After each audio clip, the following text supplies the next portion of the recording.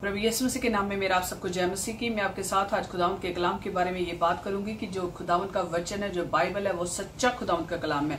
उसमें कोई भी ऐसी वर्स और चैप्टर नहीं है जो खुदा की तरफ से नहीं है, बल्कि हर वर्स, हर चैप्टर वो खुदावंद की तरफ से है। उसके अंदर बहुत सारा ऐसा मटेरियल खुदावंद के कलाम के अंदर, बाइबल के अंदर है, जो खुदावंद की तरफ से हमें डायरेक्टली वचन दिया गया है, जो प्रोफेसी की गई है, जो यीशु ने हमें टीचिंग दी है, जो बाइबल के पुराने ऐदनामे में जो खुदावंद अपने लोगों से बातें करता था, वो सारे जो वचन हमें डायरेक्ट खुदावन से मिले। हाँ, उसके अंदर ऐसी स्टोरीज हैं, ऐसी घटनाएं भी हैं जो खुदावन ने अलाउ की उसमें डालने के लिए। क्यों?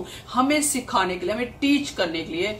तो बाइबल के अंदर डिफरेंट टाइप का हमें मैसेज मिलता है और हम ये बिलीव करते हैं कि खुदावंद का वचन कभी बदला नहीं और कभी बदलेगा नहीं, क्योंकि इसका जो लीडर है वो खुदावंद है, इसका बॉस खुदावंद है और खुदावंद उसे चलाता है। और जो मैन्यूस्क्रिप्ट्स हैं वो वो हाथ से लिखे हुए पेपर्स हैं जो डिफरेंट फॉर्म्स के अंदर हैं, जो दुनिया की अलग अलग जगहों में से मिले हैं। और वो जो मैन्यूस्क्रिप्ट्स मिले हैं वो बाइबल के वर्सेस हैं, बाइबल के चैप्टर्स हैं, बाइबल की किताबों के बारे में है। और मैं सब बयान नहीं कर सकती क्योंकि मिलियंस के हिसाब से हैं, इसलिए मैं कुछ आपके साथ शेयर करूंगी उसकी इंफॉर्मेशन अलग अलग छोटे छोटे पार्ट्स में, वीडियो के छोटे छोटे पार्ट्स में। और वो बताना चाहती हूँ कि वो जो हजारों साल पुराने हैं और उनमें सेम वही टीचिंग है, जो सेम वो मैसेज है जो आज बाइबल के अंदर है। इसलिए जो बाइबल का कलाम है वो कभी बदला नहीं। और जो बहुत सब लोग जो कहते हैं बाइबल बदल गई है, या बाइबल ये है, बाइबल वो है, गलत इंफॉर्मेशन लोग पास करते हैं। और मुझे विश्वास है इस बात का कि हमारा परमेश्वर जो है वो जिंदा परमेश्वर है, हमारा फेथ है, वो वफादार खुदावंद है और उसका वचन कभी खत्म नहीं हो सकता, क्योंकि वचन खुदावंद का कलाम कहता है जमीन आसमान टल जाएंगे पर मेरी कई हुई बातें कभी नहीं टलेंगी। इसलिए हम विश्वास करते हैं कि बाइबल ही सच्चा खुदावंद का कलाम है और हम विश्वास करते हैं कि उसकी रखवाली करने वाला खुदावंद है। और मैं विश्वास करती हूँ इस बात पे कि हमारा परमेश्वर जिंदा है और बाइबल जो है खुदावंद का कलाम है। तो आज की जो वीडियो है वो मैन्यूस्क्रिप्ट्स के बारे में होगी और उसकी दुनिया के अलग अलग जगहों में हमारे क्रिश्चियन लोगों को पता होना चाहिए कि बाइबल की जो ओल्ड राइटिंग्स जो है वो कितनी ओल्ड है और कितनी रिलायबल है। और जो रिलायबल की जब बात करते हैं तो उसकी अलग वीडियो बनाएंगे। खुदावंद आप सबको बरकत दे। God bless you।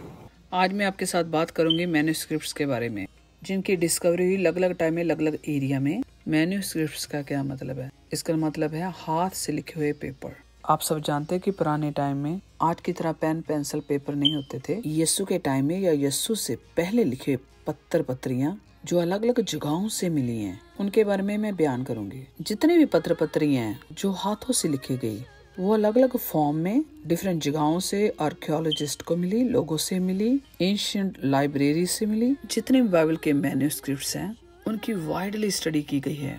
बहुत से बाइबल मैन्यूस्क्रिप्ट्स पपायरस से बने हुए हैं, जिसे पपायरस लीव्स भी बोला जाता है। बहुत सारे ऐसे पपायरस लीव्स मिले हैं जिनके ऊपर खुदावंद का कलाम लिखा हुआ मिला है। पपायरस एक प्लांट होता है जिसके पत्तों के ऊपर कलाम लिखा गया। उसके बाद थोड़ा एडवांस हुआ, पपायरस प्लांट के फाइबर से पत्रियां और पेपर्स बनने लगे और इन पत्रियों के ऊपर भी खुदावंद का कलाम लिखा हुआ मिला, जिसे पपायरी लीव्स बोला जाता है। बहुत सारे ऐसे मैन्यूस्क्रिप्ट्स मिले हैं जो लेदर की शीट्स के बने हैं, क्योंकि पुराने टाइम में चमड़े को यूज किया जाता था लिखने के लिए। इसलिए बहुत सारे ऐसे मैन्यूस्क्रिप्ट्स मिले हैं जो लेदर की शीट्स के ऊपर लिखे हुए हैं। इस कॉल्ड पार्चमेंट। ऐसी शीट्स को पार्चमेंट का नाम दिया गया। तो इनके ऊपर भी खुदावंद का कलाम लिखा हुआ मिला। ऐसी शीट्स बहुत अच्छी कंडीशन में मिली। बहुत ऐसा कलाम है जो पत्थरों के ऊपर और कॉपर की शीट्स के ऊपर लिखा हुआ मिला है। इन सब की डिटेल मैं आने वाली वीडियोस में बताऊंगी। मैन्यूस्क्रिप्ट्स के अलग अलग नंबर और नेम्स होते हैं। आज मैं बात करूंगी P52 के बारे में, पपायरस 52। P52 की पत्री ये 1934 में मिली। इसे C.H. रॉबर्ट ने डिस्कवर किया। ये बहुत बड़ा पेपरोलॉजी और क्लासिक का PhD स्कॉलर था। एक्चुअली क्या हुआ, इससे 15 साल पहले ब्रिटिश स्कॉलर्स मिस्र में गए। वहाँ पे उनको डिस्कवरी के दौरान हजारों के हिसाब से मैन्यूस्क्रिप्ट्स मिले और उन्होंने सारे मैन्यूस्क्रिप्ट्स लाइब्रेरी में रख दिए। कहते कि इतने सारे मैन्यूस्क्रिप्ट्स हैं कि अभी तक बहुत सारे मैन्यूस्क्रिप्ट्स स्कॉलर्स स्टडी नहीं कर पाए, क्योंकि वो हजारों के हिसाब से हैं। C.H. रॉबर्ट ऐसे ही लाइब्रेरी में घूम रहे थे जहाँ मैन्यूस्क्रिप्ट्स थे, तो उनकी नजर एक हाथ के जितने मैन्यूस्क्रिप्ट्स के ऊपर पड़ी। कहते उन्होंने एकदम से उसे बाहर निकाला और उन्होंने कहा ये लगता है कि ये बाइबल का टेक्स्ट है। और जब उन्होंने स्टडी की उन्होंने देखा ये तो जॉन की गॉस्पेल का एक पेज है और इस पेज के एक साइड पे जॉन 18 बाब वर्स 31, 32, 33 एक साइड पर लिखी है और दूसरी साइड पे 37 और 38 वर्स लिखी है। और ये पत्री कॉडेक्स में लिखी गई क्योंकि एक्चुअली बाइबल स्क्रॉल और कॉडेक्स में लिखी गई है। मतलब बाइबल की जो बुक्स है, किताबें हैं, पत्रियां हैं, कलाम हैं, वो बहुत साल पहले स्क्रॉल में लिखा गया। 100 सेंचुरी के आसपास किसी ने मैन्युस्क्रिप्ट्स की शीट्स को ग्लू कर दिया और एक बुक की शेप दे दी जिसे कॉडेक्स बोला जाता है।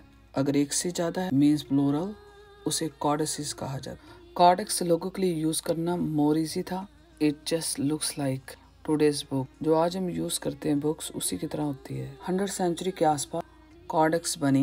बाइबल का बहुत बड़ा पार्ट कॉडेक्स में लिखा गया। दुनिया की बाकी सारे मैन्युस्क्रिप्ट्स सिर्फ 20% कॉडेक्स में लिखे गए। इसलिए स्कॉलर्स का कहना है किताब को बनाने वाला क्रिश्चियन था। ये पत्री P52 छोटा सा फ्रेगमेंट है जिसका साइज हमारे हाथ के जितना है। 90 years अर्लियर अराउंड 1844 एक बहुत बड़े फेमस स्कॉलर ट्यूबलर यार्मुक, उसने बहुत आर्ग्यूमेंट की जॉन की गॉस्पेल के बारे में। उसका कहना था कि यूहन्ना की गॉस्पेल 170 से पहले नहीं लिखी गई। फिर एक और स्कॉलर आया जिसका नाम हेगल था। उसने भी बहुत बड़ी आर्ग्यूमेंट की कि यूहन्ना की गॉस्पेल 160 AD से पहले नहीं लिखी गई। उसके बाद भी बहुत सारे ऐसे स्कॉलर्स हैं जिन्होंने यही बात बताई और बहुत सारे लोगों को उन्होंने ईमान से गिराया। उनका कहना था कि ये रिलायबल नहीं है क्योंकि ये बहुत लेट लिखी गई। आपको पता है जितनी लेट डेट होती है उतनी रिलायबिलिटी कम होती जाती है। मतलब इसके अंदर इंफॉर्मेशन गलत भी हो सकती है। लेकिन जब हम इन पत्रियों को पढ़ते हैं जो हजारों के हिसाब से मिली और पढ़ी गई, और स्पेशली ये छोटा सा जो फ्रेगमेंट है, ये बाइबल लवर्स के लिए बहुत बड़ा एक प्रूफ है लोगों को देने के लिए। और जो खुदा है वो खुद अपने कलाम की हिफाजत करता है और आज भी वो प्रूफ देता है उन लोगों को जो गलत बातें करते हैं और उन्हें शर्मिंदा करता है। राइट नाउ ये मैन्युस्क्रिप्ट जॉन रायलन लाइब्रेरी में पड़ा है। 1934 में जब ये छोटा सा फ्रेगमेंट मिला, दुनिया भर के स्कॉलर्स एक जगह पर इकट्ठे हुए। उन्होंने इसको टेस्ट किया और उन्होंने ये बताया कि ये यूहन्ना की गॉस्पेल की कॉपी है। स्कॉलर्स का कहना है कि ये 100 सेंचुरी के आसपास लिखा गया। कुछ स्कॉलर्स ऐसे हैं जिनका ये कहना है कि ये 90 AD में लिखा गया। और वो सारे स्कॉलर्स जो बहुत फेमस थे और उन्होंने बोला कि जॉन की गॉस्पेल बहुत लेट लिखी गई और ये रिलायबल नहीं है, वो गलत हो गए। इतने बड़े बड़े स्कॉलर्स फेल हो गए। इनके गलत अफवाहों की वजह से क्रिश्चियन वर्ल्ड को बहुत बड़ा नुकसान हुआ, मोरल वैल्यू को डैमेज किया। इससे ये प्रूव हुआ कि जॉन की गॉस्पेल बहुत अर्लियर लिखी गई जिसे आई विटनेस ने लिखा। क्योंकि जब स्कॉलर्स ने देखा कि ये कॉपी 90 AD में लिखी गई है तो ओरिजिनल तो बहुत पहले लिखा गया होगा और वो वर्स जो इसमें लिखी हुई है वो एग्जैक्टली सेम वर्स है जो बाइबल के अंदर है, उसमें कुछ भी चेंज नहीं है और ये ग्रीक में लिखा हुआ है।